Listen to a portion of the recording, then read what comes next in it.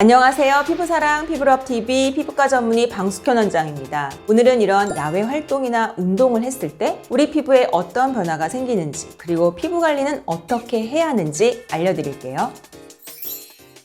야외에서 온종일 햇빛을 오래 받으면 우리 피부 온도가 올라가고, 심할 경우에는 일광 화상도 입을 수 있고, 피부가 붉어지고, 또 장기적으로는 기미, 주근깨와 같은 색소도 발생할 수 있죠.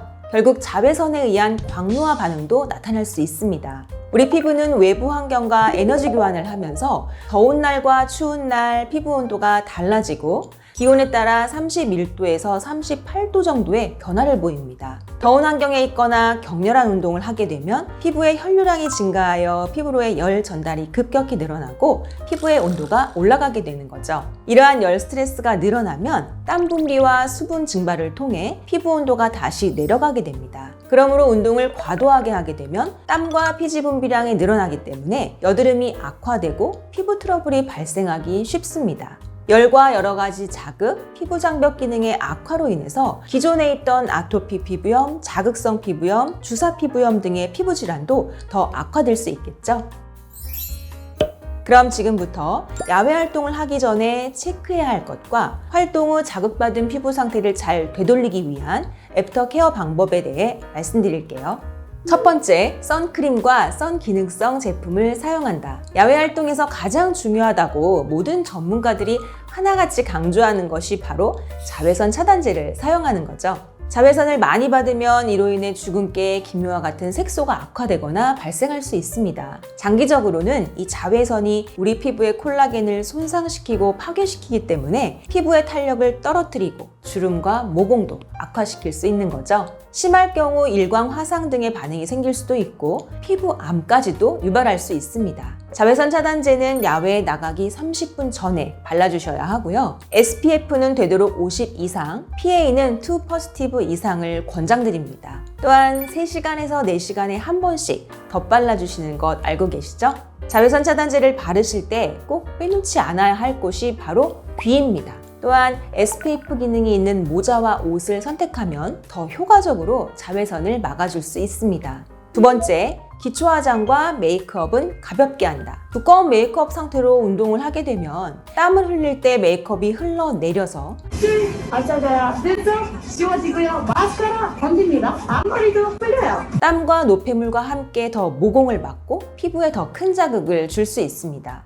운동하기 전에는 산뜻한 제형의 보습제로 가벼운 기초 화장을 해주시는 것이 좋고, 색조 화장은 가능하면 최소한으로 하는 것이 좋습니다. 세 번째, 운동 시에는 땀이 잘 흡수되고 통풍이 잘 되는 옷을 입는 것이 좋습니다. 꽉 끼는 옷이나 땀에 젖은 옷이 피부에 자꾸 쓸린다면 피부에 자극이 될 수 있겠죠. 따라서 옷이 붓거나 땀 흡수가 안 되는 소재보다는 땀이 잘 흡수되는 소재, 통풍이 잘 되는 면 소재나 기능성 소재의 옷을 입는 것이 좋습니다. 네 번째, 요즘은 실내 운동할 때 마스크를 쓰고 하는 경우가 많은데요. 마스크 속 공기는 덥고 습하기 때문에 피부 수분을 빼앗기게 되고, 이로 인한 피부 장벽 기능이 약해져서 피부가 민감해지고 트러블이 발생하기 쉽습니다. 그러므로 마스크를 쓰는 부위는 가급적이면 색조 화장을 적게 해주시는 것이 좋겠죠. 땀을 많이 흘린다면 마스크를 교환해 주는 것도 필요합니다. 다섯 번째, 땀을 흘린 만큼 충분한 수분 섭취를 해야 합니다. 땀을 흘린다고 피부가 급격하게 건조해지거나 큰 문제가 바로 생기지는 않지만, 과도하게 땀을 흘린다면 탈수 증상이 생기지 않도록 충분한 양의 수분을 섭취해주는 것이 건강 유지와 열로 인한 항상성 유지에 도움이 됩니다.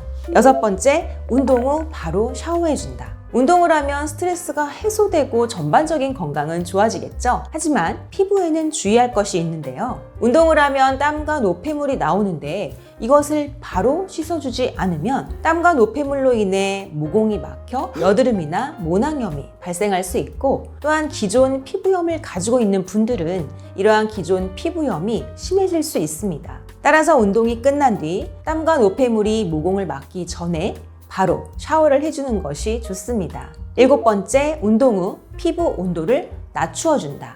야외에서 운동 후 자외선으로 인한 열 손상을 받았다면 시원한 수분 시트팩이나 천연 재료 중에는 오이 등으로 피부 온도를 바로 낮춰주는 것이 좋습니다. 시트팩은 구성 성분이나 팩의 종류, 피부에 민감한 정도에 따라서 자극이 되거나 트러블이 생길 수도 있기 때문에 피부가 많이 예민한 분들의 경우에는 시원한 식염수를 거즈나 화장솜에 묻혀서 10분 정도 올려놓는 식염수 팩을 해주시는 것도 좋습니다. 8번째, 저자극 클렌징과 기초 제품을 사용한다. 운동 후에 피부가 열 손상이나 미세한 자극을 받았다면 약산성 저자극 클렌징 제품을 사용하여 부드럽게 세안해 주시고요. 피부 장벽 기능을 높여주는 보습제로 기초 화장품을 사용하는 것이 좋습니다. 9번째, 피부 자극이 심한 경우에는 피부과 내원을 해주셔야 합니다. 진정이나 수분 관리가 도움이 될 수 있고요. 수분이 많이 소실된 경우에는 스킨 부스터 시술도 도움이 될 수 있겠죠. 색소가 진해진 경우에는 초기에 보습과 함께 토닝과 같은 색소에 대한 치료를 받는 것이 좋습니다. 물론 피부 자극이 심하다면 상태에 알맞는 먹는 약과 주사 치료가 필요한 경우도 있겠죠. 오늘 제가 준비한 내용은 여기까지입니다. 다음 시간에도 여러분들이 궁금해하시는 더 좋은 정보를 가지고 찾아오겠습니다. 피부사랑 피부럽TV 피부과 전문의 방숙현이었습니다.